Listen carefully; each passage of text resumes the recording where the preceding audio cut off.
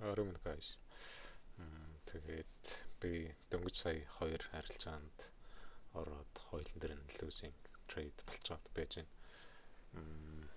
За тэгээд өнөөдөр яг зах зээл дээр доошоо айгу хүчтэй унсан. Тэгээд миний weekly target төлөө айл хэдийн хүрсэн байсан.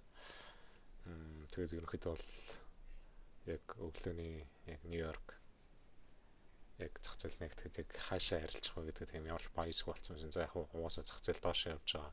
Ерөнхийдөө бол доошоо bias даагна. Тэгтээ яг зүгээр long short аль талтай ч trade орж болохоор гэж бодсон. Тэгээ яг зүгээр хэрвээ миний setup бүрдэх юм бол шүү дээ. За тэгээд яг эхлээд би ингээд price in 930 гэдэг онгоосон. Тэгээд 930-аас дээш ингээд арилцсан. Тэгээд хэсэг retracement орж ирсний дараа ингээд price дахиад доошоо явах бах. Тэгээд 7444 75 гэдэг энэ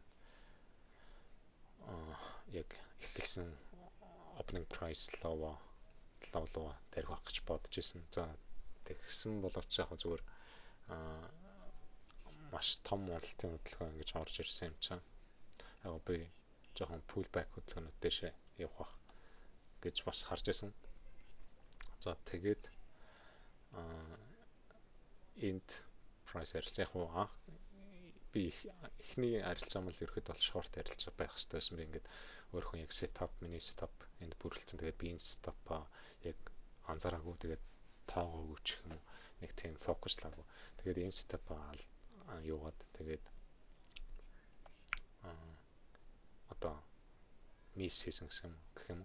Тэгээд ингээд price доошоо ингээд явсан байгаа. За тэгээд энд одоо first percent fair value gap-лөө ингээд тийш арилцсан. За тэгээд first percent fair value gap-лөө арилчаад дэше ингээд pullback хөдөлгөөн байсан тий. Тэгээд энд бас нэг gap үүссэн байна. Тэгээд энэ gap-ныхаа дээр хагдах юм бол би за long арилцаанд оръё гэд харж ирсэн. За тэгсэн боловч яг энэ gap-ныхаа дээрэг хаагдаагүй. Тэгээд доор хаагцсан бод. Тэгээд би энийг дээр хаагдчихлаа гэж хараад тэгээд ингээд long арилцаанд орцсон. За тэгээд дэше ер нь бол ийм том 98 одоо point-ийн ийм gapтэй нэгдсэн байгаа. За тэгээд энэ бол гол цэг нь харагдаж байна.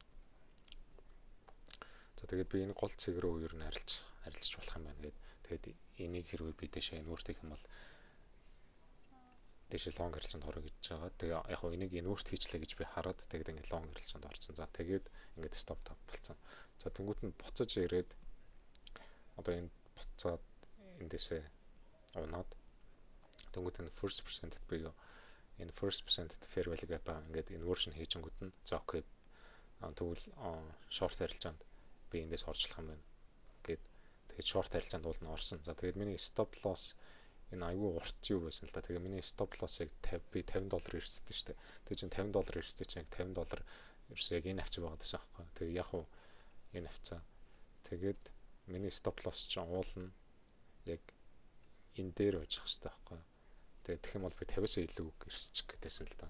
За тэгээ яг уу ингээд stop loss амар дэшээ зөөж мөгөж яг уу ингээд эрсдлээ ингээд яваа. Тэгээд яг өмнө бол би ингээд жоохон 60-70 долларын stop loss тавьж явцдаг байсан ч гэсэн хөдөлгөчдөг байсан ч гэсэн ер нь бол за ер нь stop loss ингэж хөдөлгөхөө болий. Тэгээд ингээд хэрвээ сунгаад байвал сунгаал нь штэ тий.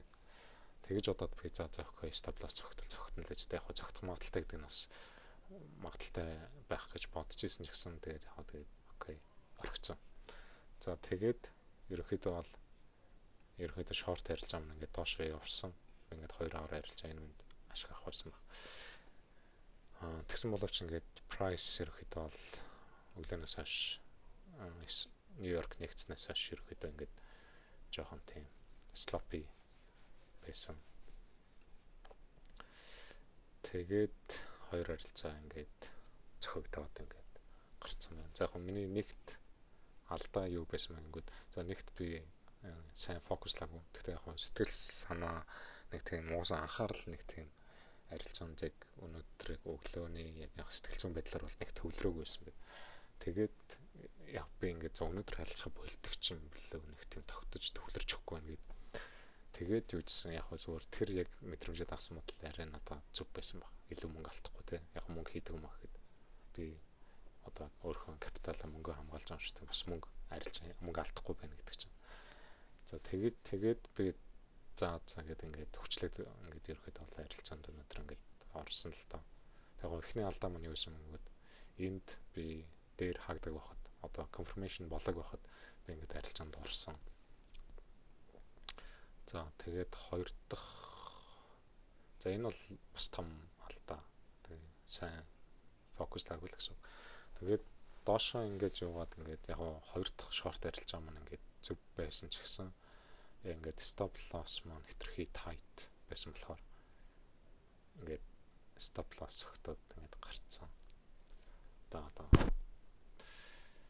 тэгээд өнөөдрийн арилжаа яг нэг юм боллоо. Тэгээд $80 алдсан одоо хоёр арилжаанд ороод. Тэгээд нэг юм хөө байна. Тэгээд яг хоёр арилжаа юуцсан ч гэсэн ингээд яг гурав дахь арилжаа ингээд revenge trade хийх ингээд тийм одоо бодол төрсөн. Тэгээд тэр айгүй хэсрүүцсэн ингээд за окей болохгүй шүү ингээд би өөрхөн лимитийг ингээд хоёр арилжаа өдөрт хоёр арилжаа алдах миний одоо дөрөмдөө бол би хоёр арилжаа алдах юм бол дахиж арилжаанд орж болохгүй те. Тэгээд тэр дөрмөө бол би ингээд зөрчих гээд байгаа шүү дээ. Ингээд шунлаас болоод ингээд алдсан мөнгө буцааж авах гээд. За тэрийг ингээд барих гэж амар хичээсэн. Тэгээд яг өөр арилжаанд ороогүй тэгээд дөрмөө яг барьж үлдчих чадлаа. Тэгтээ энэ бодол ингээд төрсөөр байна гэдэг маань яг би сэтгэл ингээд сэтгэл 100% ингээд дөрмөө ингээд 100% ингээд дагдаг бол биш байгаа байхгүй. Яг энэ бол яг тэгт зүгээр яг дагдаг болно. Тэгээ өөрийгөө ингээд сэтгэл зүгээ контролд сурах хэрэгтэй яг сурч ин гэж бодож байгаа. За тэгээд өнөөдрийн арилжаа нэг иймэрхүү байна. Тэгээд яг арилжаа маань stop loss өгтө хаагдсан гэсэн ингээ өөрийгөө ингээд бариад ингээд явахгүйгээд ингээд тэмдэглэлээ бичээд арилжааныхаа тэмдэглэлийг бичээд зүүн дээр яаж алдсан магадгүй алдчихгүй гэд. Яг дараа нь ингээд тогтож харж суугаад илүү нэг жоохон эрүүл ухаантай болоод ч юм илүү фокуслаад ирэхээр юун дээр алдсан энэ ингээд бас ингээд хараад суужлаа л да.